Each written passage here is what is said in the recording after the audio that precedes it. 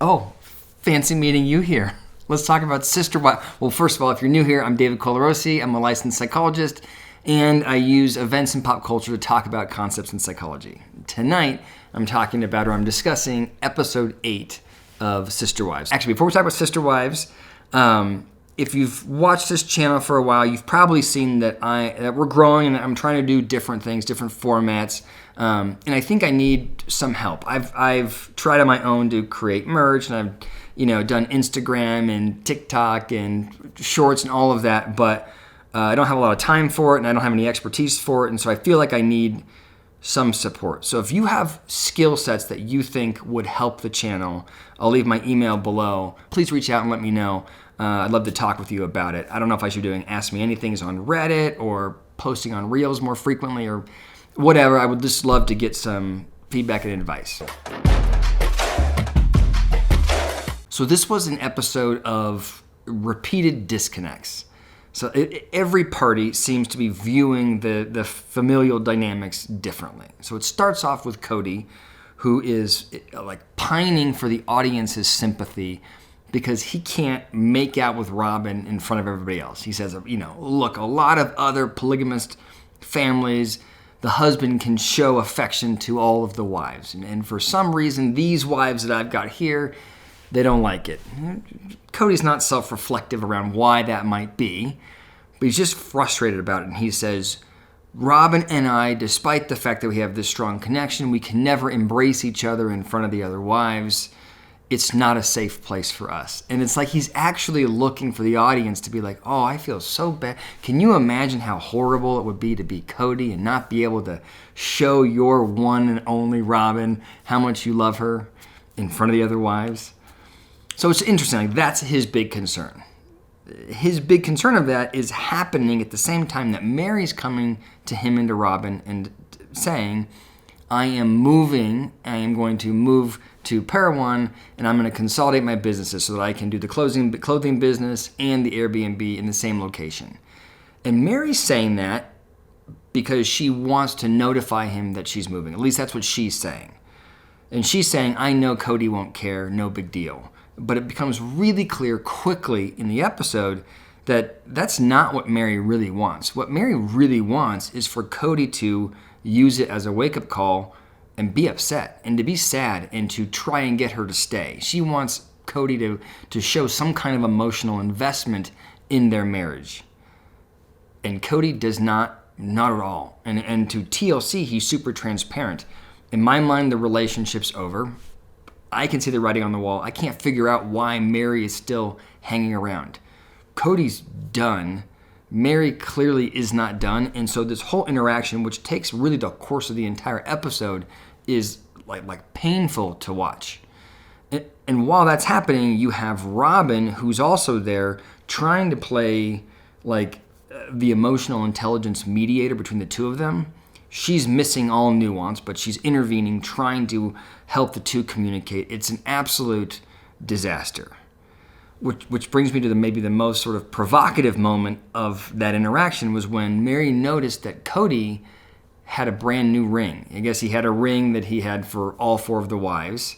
And I guess since Christine left, he got rid of that ring and he got a new one. And he didn't tell Meri or Janelle about it. Apparently, he and Robyn went and picked out that ring because Robyn's like, it's a nice ring, isn't it? And Kody's like, it's a great ring. And Meri's like, what the fuck? When did you get this ring? What is that? What does the ring stand for? There's all these implications around the ring, and Kody just ignores it. And then when he's asked about it to TLC, in his interview, he's like, can you believe how now Meri's distracted by a ring? How ridiculous is this? And it's like I really think that I said when I reacted to this with my wife, I think it's a marker of narcissism. And I'm careful about, I can't diagnose him with narcissism. I'm just talking about somebody who maybe shows up this way. Narcissism comes certainly from deep insecurity and as a way to sort of protect yourself from that insecurity, that sort of gap in you, you build this inflated ego and you become more important than the world around you.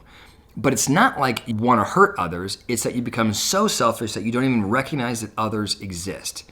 And that's what I saw from Kody, is he's talking about the ring, he's talking about his relationship with Robyn, he's talking about his marriage with, in front of Meri, or as it relates to Meri, and he's saying, I don't know what's wrong with her, I don't want anything to do with her, why is she still here? He's not connecting that that's an emotional thing for Meri, because he just simply doesn't get it, because he's so much about himself. So globally, I thought the interaction between Meri, Kody, and Robyn was sad. Like, I find myself pulling for Meri and also wondering, kind of like Kody is a little bit, like, why are you still there? Please get the courage to get the hell out of the relationship. It's not working. It's not good for you. You can do better. It's like you want her to just go, I'm out of here. But she's still at this point like hanging on, and she wants him to, she's committed to him. She wants him to realize how valuable she is. And it's hard for me to wrap my head around how she could be that loyal for this long when she's treated this way. And then the end of the episode was Kody going on a date with Janelle, which was really interesting because the last couple of episodes have been about the huge fight between Kody and Janelle, but it's her birthday and they're going to try and sort of reconnect. And Cody's giddy about it. He got a fancy reservation at a restaurant. I mean, jury's out if he got it or if TLC got it for him, but whatever, he got a really fancy reservation and told her about it, and she's like, I can't believe you did it, Kody. And Cody's like, that's who I am. I get things done. And this thing gets back to he needs that. He needs the people around him to be deferential, to respect him, to admire him. And I think that's part of his frustration over the last couple of years is he's lost that ground with so many of his wives. And he just doesn't feel good about himself if these women aren't constantly praising him. So apparently they go off to dinner, and Kody thinks it goes well, but Janelle goes at the end, I'm not here for it. It's not the relationship I want to be in. I don't feel the same way about him. I want something different. And you sort of see her separating, and Kody, I think, experiencing frustration around why he can't resolve the relationship with her, because he says apparently they've had lots of fights and they've broken up a lot of times, and he's always been able to resolve it. And I think that's kind of what happened during COVID is Kody thought, I can treat these women like shit and they'll come back to me eventually. But he's done it one too many times, and now he's got women that are leaving, and I think he's going to be alone eventually. So anyway, I thought it was a slower moving episode, but I thought it was at least interesting, and there was kind of, at least it was new content. It wasn't TLC recycling stuff from 2 years. So I thought it was good. Let me know what you think in the comments below.